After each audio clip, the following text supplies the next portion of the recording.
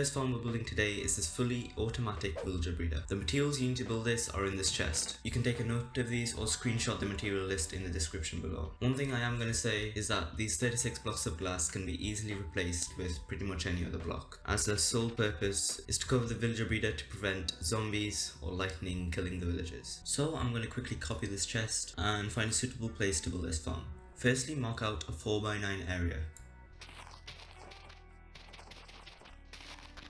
Just like so. And now dig all this space out.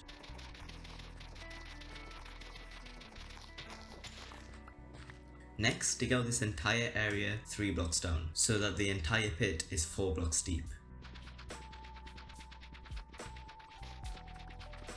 Now at the bottom of this pit, quickly make yourself an infinite water source.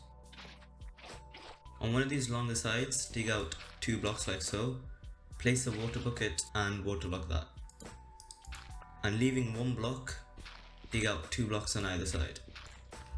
In these 2 blocks you can place your composters and slabs of your choice on top. Fill up 1 more water bucket and you can cover this over.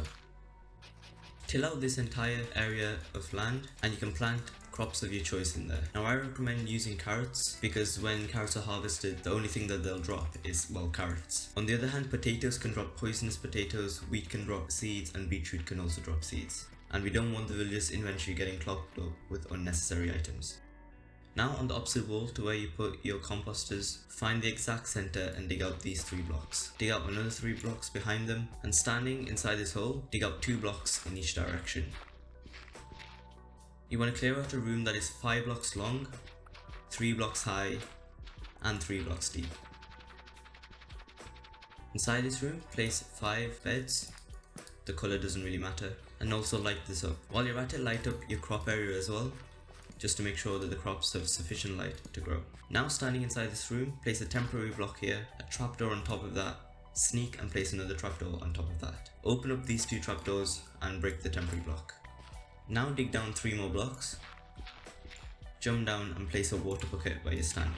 You can choose pretty much any direction to dig in apart from the crop area, because we did place a water source right there and that'll interfere with our tunnel. So I'm going to choose to dig to the right. And basically all you need to do is dig until the water stops flowing. Now this is your sign to just make a room here, which is where the villagers are going to be kept until we collect them. And also it's really important that you light up this room as well, since this is where most of your villagers are going to end up. Now create a ladder all the way back up to the surface. And place a trapdoor on top. This is the part that many of you will probably be dreading, and that is getting the villagers into place. However, there is a very simple trick that you can do to get the villagers in there really easily. Now for this trick to work, you need to make sure that the time of the day is when the villagers are willing to work. So not too late in the evening or not too early in the morning. Then you can just bring your villagers near this farm, and by breaking the blocks above the composters, they should pathfind over to the composters, just like so. Now replace the dirt blocks over the composters, and just like that, both our villagers are in place. You can cover this up with a block of your choice. Even with me recording and explaining the entire process, it took me 7 minutes. So I'm sure you guys can probably build it in your world within 10 minutes. So coming back to the starter area, we can see that if we go down this trapdoor, we got a horde of villagers ready and waiting to be used in the rest of these farms.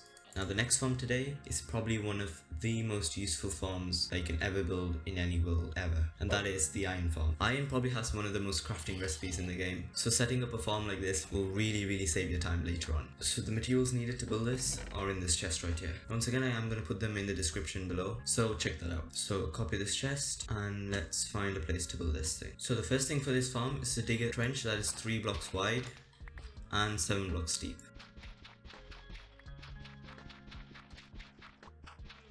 Now at the bottom of this hole, dig out these 9 blocks and the 9 blocks behind them.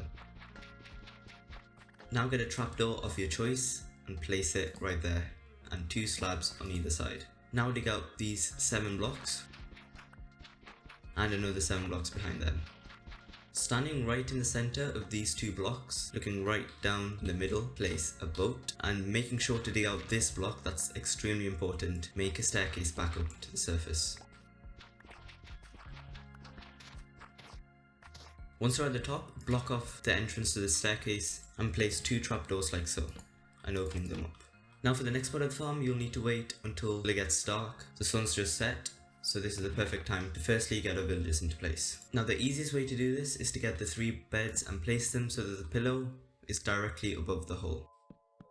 Now when you get your 3 villagers, and make sure that they're all inside their beds, you can break the beds and they'll fall directly into the hole. That is really neat. Now you need to jump down there yourself and place in the 3 beds one by one.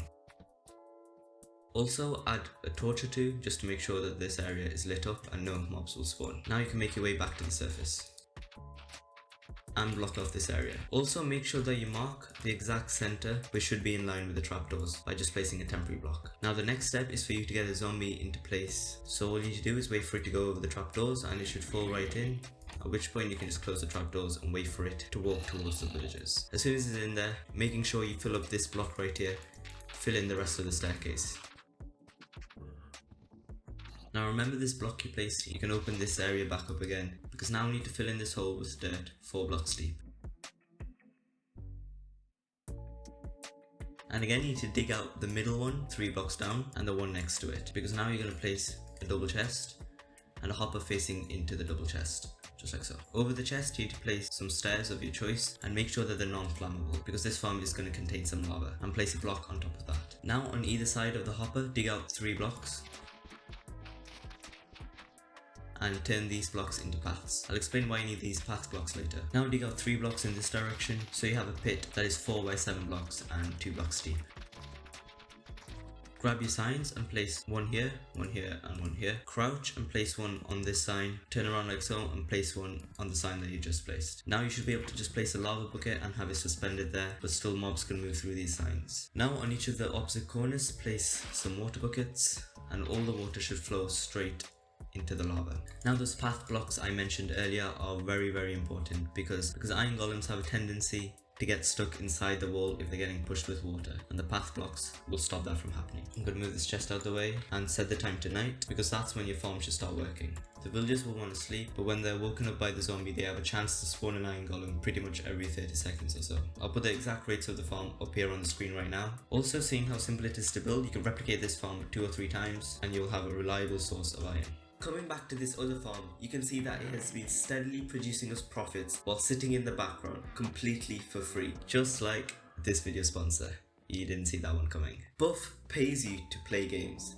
Yeah, you heard that right. By just having Buff open while playing Bed Wars on Hypixel, I got closer to cashing in my buffs for amazing prizes. Also, Buff doesn't cause any performance dips, so you are getting gift cards, gaming peripherals, and even game codes for completely free. Buff is available from Overwolf, which has other trusted apps like CurseForge, and you can use the affiliate link down in the description. By just signing up, you're supporting the channel for no extra cost to you. Now the last farm in this video is an automatic villager crop farm, and just like Buff, it is a pure profits machine. This farmer guy right here harvests these carrots, tries to throw them to his friend over here. Instead they get sucked up by our minecart hopper and end up in this chest. We can sell these back to the villager for emeralds. Okay, when you put it like that, it sounds really mean, but trust me, this is a game changer. Especially when you have 2 or 3 of these stacked right next to each other, producing crops that you can trade with this guy day in, day out. The materials you need to build this are in this chest. Take a note of these or check the description box below, and we'll copy this and find somewhere to build this thing. This is probably one of the most simple farms in the video, so that's why I saved it till the end. So first dig out a block, place a water bucket, and waterlog this water source. This is to prevent it from freezing over if you're building it in a cold environment. Place a composter on top of that slab and a slab on top of the composter. This is to prevent the villager from jumping up onto the composter and jumping back down onto a crop field, which we're going to build right here, which will turn it back into dirt, which we don't want. Now, as you probably know, you need to till out 4 blocks to each side of the composter, and you can fill out this entire space with farmland.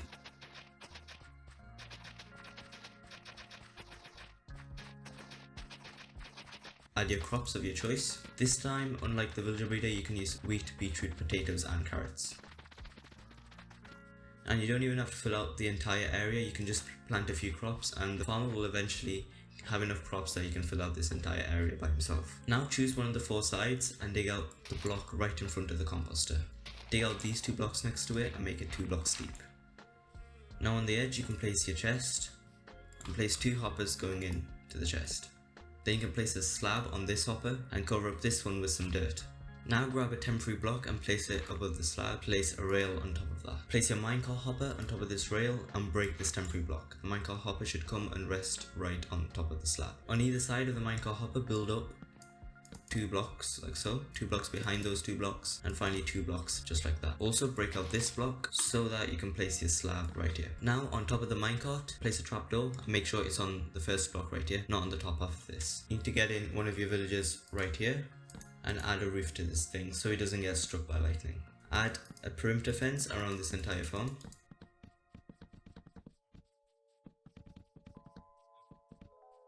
And finally get in one more villager by letting him navigate to the composter, or if it's getting dark and he wants to get to a bed, you can just push him in and he'll pick up that profession in the morning. Make sure you light this area up as well, and by the end of all this you should have a farm that produces crops pretty much 24/7 that you can pick up from this chest. You can also use this crop farm with potatoes and pair it to an automatic furnace array to get a reliable source of food. But big potatoes aren't exactly the best food in the game. So that's why, to get a reliable source of cooked meat, check out this video on screen to make an automatic chicken cooker that will constantly produce chicken for you, which is a much better source of food.